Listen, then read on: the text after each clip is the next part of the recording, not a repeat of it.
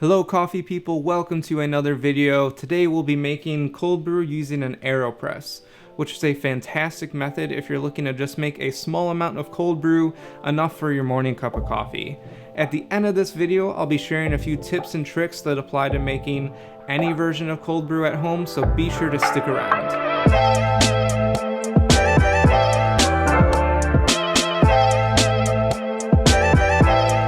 Hello, my name is Stephen Holm and I am with Home Grounds, where we help you brew and enjoy better quality coffee right at home. If you're new here, we'd love it if you subscribe to our YouTube channel and let us know in the comments down below if there's anything in particular you'd like to see us making videos about on this channel.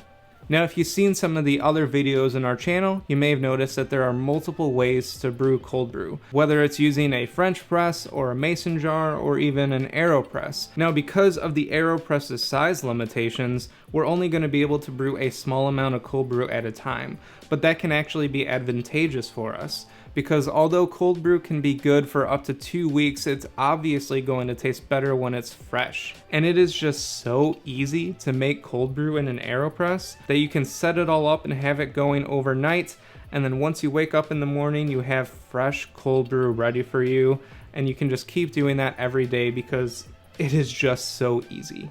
Now, as far as what you actually need to brew cold brew coffee using an Aeropress, you can see everything right here.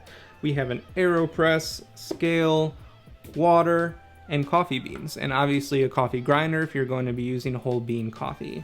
And the ratio we're going to be using today is 30 grams of coffee to 132 grams of water. And if you're familiar with coffee brewing ratios, that's going to seem pretty small, and that's because we're going to be brewing a concentrate, because the Aeropress is such a small brewer that we won't be able to get a full cup of cold brew out of this.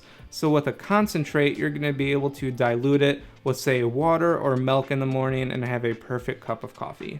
Now, to get started, I'm just going to be weighing out 30 grams of coffee. This coffee in particular is a Costa Rican. We have a whole list of coffees that we recommend for cold brew on the Home Grounds website, which I'll leave a link for in the description below. Alright, so that's 30 grams. Now I'm going to go grind this coffee.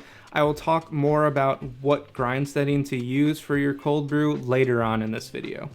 Alright, so you have your coffee ground, and now you have two options for how to leave your Aeropress steeping overnight. The easiest route is to use the inverted method of an Aeropress, where you set the bottom on top of the plunger and just leave it in like this. You will add in your coffee grounds and water here in the top, and just leave it sitting upright overnight. Now, if you remember from part 2 of our Aeropress espresso video, you might recognize this fellow Prismo, which we used before to get more pressure out of the Aeropress.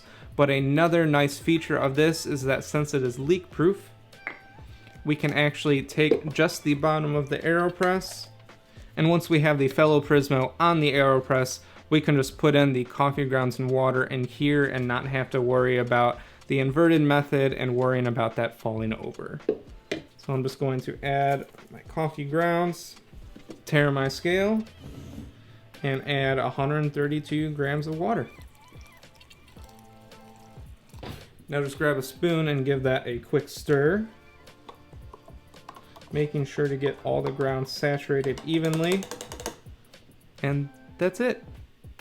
Now we're just going to let this steep, and at the end we will have a nice cup of cold brew coffee using an Aeropress. Just leave this somewhere overnight. That's not going to be too hot or too cold, and you may just want to throw something over the top so that nothing's getting into that coffee. Alright, so now it is the next morning and our cold brew is ready to drink. So just go ahead and grab something that is wide enough for the Aeropress to sit on, as well as the top here, and we are just going to plunge this out.